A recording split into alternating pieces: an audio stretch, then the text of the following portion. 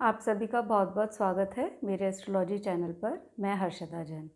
जैसे कि हम बर्थ टाइम रेक्टिफिकेशन के वीडियोस कर रहे हैं, तो पिछले वीडियो में हमने देखा कि किस प्रकार हमें आर्क सेट करनी है और अगर मदर और फादर की डेथ का इवेंट है तो उसको किस प्रकार अप्लाई करना है।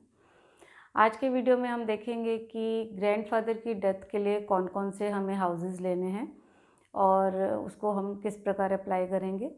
देखिए, डेथ की रूलिंग हर एक के लिए सेम ही रहेगी, सिर्फ हमारे हाउसेस फ़र्क हो जाएंगे असेंडेंट के हिसाब से। इसी तरह अगर हमारी किसी सिबलिंग, छोटे भाई या बहन की डेथ है, उसके लिए कौन से हाउसेस रहेंगे, और अगर बड़े भाई या बहन की डेथ है उसके लिए कौन से हाउसेस रहेंगे। कभी कभी किसी की स्पाउस की डेथ का इवेंट भी होता है, उसको भी आज हम देख लेंगे। तो मैं आपको सभी के जो भी रेलिवेंट हाउसेस हैं वो बता दूंगी। और साथ ही इसके अलावा हम आज ये देखेंगे कि और कौन से मेन इवेंट्स हैं वो हम हॉरोस्कोप पे अप्लाई कर सकते हैं। और साथ ही एक चीज़ मैं आपको ये बताना चाहूँगी कि हमारा प्रैक्टिस बैच जो है वो स्टार्ट हो चुका है। तो अगर कुछ लोग जो मार्च में ज्वाइन नहीं कर पा रहे हैं तो ये अभी कंटिन्यूस आगे भी चलेगा, तो वो नेक्स्ट मंथ अगर ज्वाइन करना चाहते हैं तो वो कर सकते हैं। मैं इस वीडियो के डिस्क्रिप्शन बॉक्स में व्हाट्सएप ग्रुप का लिंक दे दूँगी, तो वो अगर ज्वाइन करना चाहें तो कभी भी कर सकते हैं। तो चलिए आइए बोर्ड पे चलते हैं और लिंकेजेस को समझते हैं। Death of grandfather. देखिए, ग्रैंडफादर के लिए जो असेंडेंट रहता है वो रहता है 5th हाउस। 5th हाउस क्यों? देखिए, 9th हाउस हमारे फादर का होता है, यानी कि हमारे फादर के फादर, तो 9th का 9th, तो ये उनके लिए असेंडेंट रहता है। 12th हाउस जो है उनके लिए 8th हाउस रहता है, और ये इनके लिए मारक हो जाएगा दूसरा और 7वां, ये मारक हो जाएगा।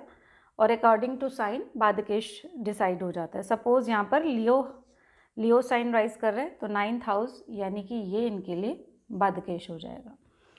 तो नियम वही रहेगा कि जिस भी दशा में इनकी डेथ हुई है, कि जो भी आपके पास उनकी डेट है आप उसको नोट करके ट्रांजिट निकाल लीजिए। उसी तरह सैटर्न का, जुपिटर का, सन का, मून का, और अपने हॉरोस्कोप में देखिए उस समय आपकी कौन सी दशा थी, महादशा लॉर्ड।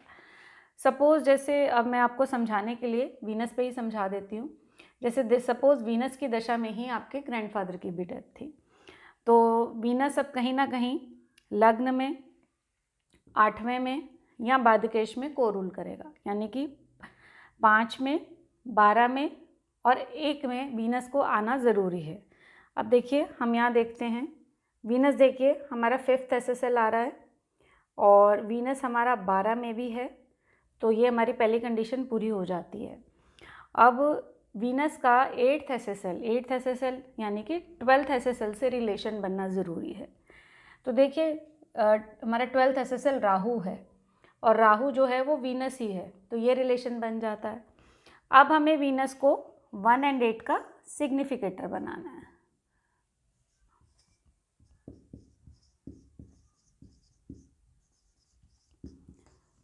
अब ये देखिए, Venus is in Venus star.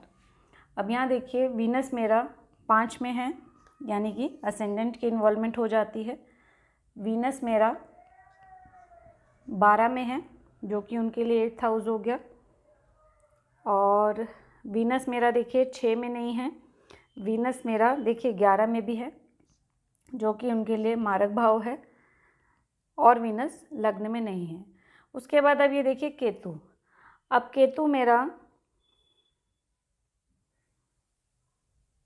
Ketu देखिए किसी रेलिवेंट हाउस में नहीं है। अब हम मंगल को ले लेते हैं, तो मंगल मेरा देखिए 6 में आ रहा है, जो कि मारक भाव है। मंगल मेरा 12 में है, मंगल मेरा 11 में है। और उसके बाद अब हम मरकरी को लेते हैं। मरकरी भी देखिए मेरा 5 में है, 6 में है, 1 में है जी। तो इस तरह देखिए, ये जहाँ लग्न की इन्वॉल्वमेंट हुई, 8वें की इन्वॉल्वमेंट हुई, साथ ही मारक की भी हुई, और यहाँ पर भी देखिए 8th हाउस आ गया और साथ में लग्न भी आया और मारक और बाधक भी आया। फाइनल कंफर्मेशन मरकरी कर रहा है, तो मरकरी तो हम ऑलरेडी देख चुके हैं, जहाँ लग्न में है वो 6 और 1 में भी है। तो इस तरह से दशा 1 एंड 8 की सिग्निफिकेटर बनती है। उसके बाद फिर आपको वही नियम अप्लाई करना है। सैटर्न का ट्रांजिट जिस भी राशि में है उसका रिलेशन 8th SSL या बाधक SSL से बनना है। तो बाकी के नियम वही के वही रहेंगे। तो उसको लगाने के बाद आपको एक चीज़ का हमेशा ध्यान रखिएगा, जो सैटर्न, जुपिटर, सन और मून के रिमेनिंग प्लैनेट्स हैं, यानी कि उनका जो स्टार लॉर्ड है, सब लॉर्ड है, सब लॉर्ड है, वो प्लैनेट भी डेफिनेटली उन कस्पल पोजीशंस में अपीयर होने चाहिए या इन भावों में बैठे हुए डेफिनेटली होने चाहिए। अब ये तो हुई ग्रैंडफादर की डेथ। अब अगर किसी की स्पाउस की डेथ है, यानी कि किसी की अगर उनके पार्टनर की डेथ हुई है, डेथ ऑफ स्पाउस, तो स्पाउस के लिए देखिए असेंडेंट रहेगा ये 7th हाउस, ये असेंडेंट रहेगा और ये हो जाएगा उनके लिए 8वां घर। मारक भाव रहेंगे, यानी कि लग्न से दूसरा, ये मारक, ये मारक, ये भी मारक, और बाधकेश जो है वो असेंडेंट के हिसाब से डिसाइड हो जाएगा। इसके बाद अगर आपकी किसी सिबलिंग की डेथ है, सपोज आपके किसी छोटे भाई बहन की डेथ है, डेथ ऑफ यंगर ब्रदर, तो उसके लिए देखिए यंगर ब्रदर के लिए असेंडेंट ये हो जाएगा। 8वां घर कौन सा होगा, देखिए ये उनके लिए 8वां घर हो जाएगा। ये मारक और एक ये मारक, बाधक अकॉर्डिंग टू साइन। इसी तरह अगर किसी बड़े भाई या बहन की डेथ है तो ये उनके लिए असेंडेंट हो जाएगा और ये उनके लिए 8वां घर हो जाएगा और ये मारक और ये 7th हाउस मारक, और जो लग्न है लग्न पे जो भी साइन राइज हो रहा है उसी के अकॉर्डिंग बाधक हो जाएगा। तो इस तरह आपकी लाइफ के जितने भी पास्ट इवेंट्स हैं, और एक चीज़ का और ध्यान रखिएगा, इसमें जो आपको इवेंट लेने हैं वो जो आपके जन्म के बाद हुए।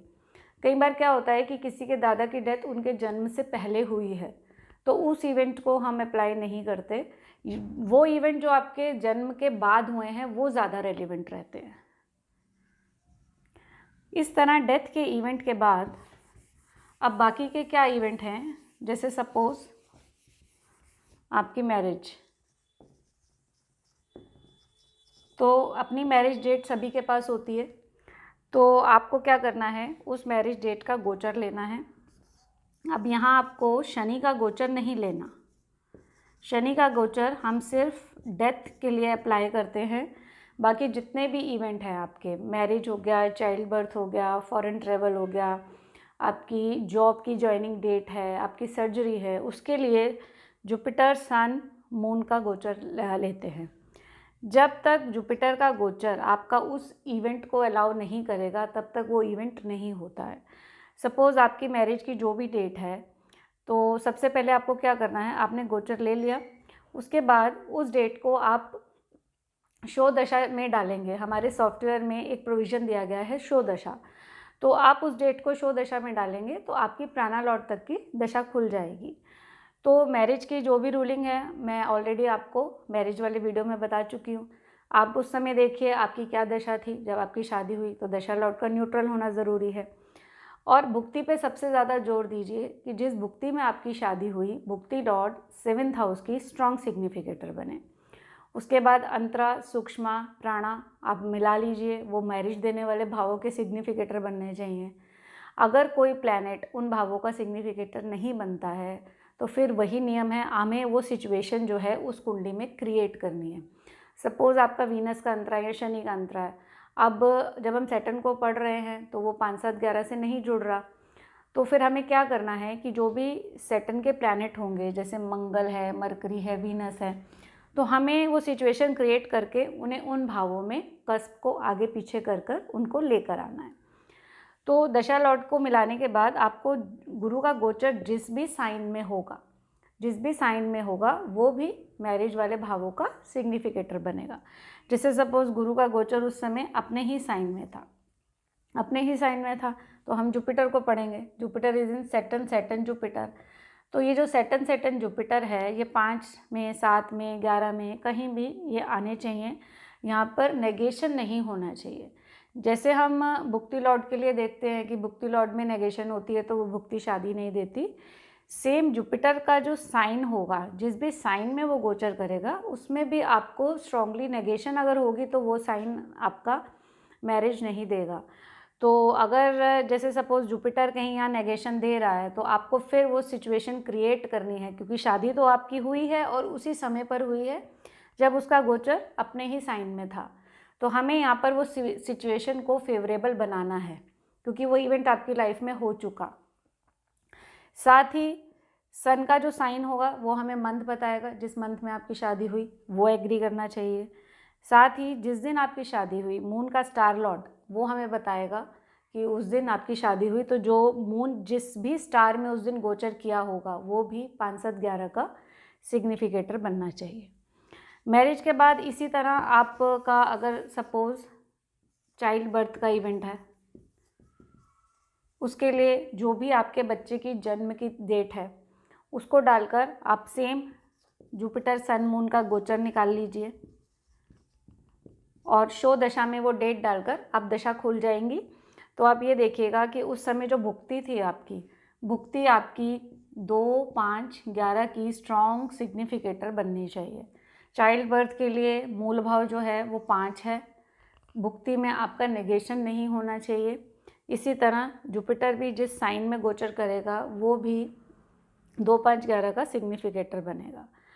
अब चाइल्ड बर्थ के बाद और इवेंट क्या है, सपोज़ आपके पास आपकी जॉब की ज्वाइनिंग डेट है। अब जॉब ज्वाइनिंग के लिए आपकी जो भुक्ति है वो स्ट्रांगली 2, 6, 10, 11 की सिग्निफिकेटर बनेगी।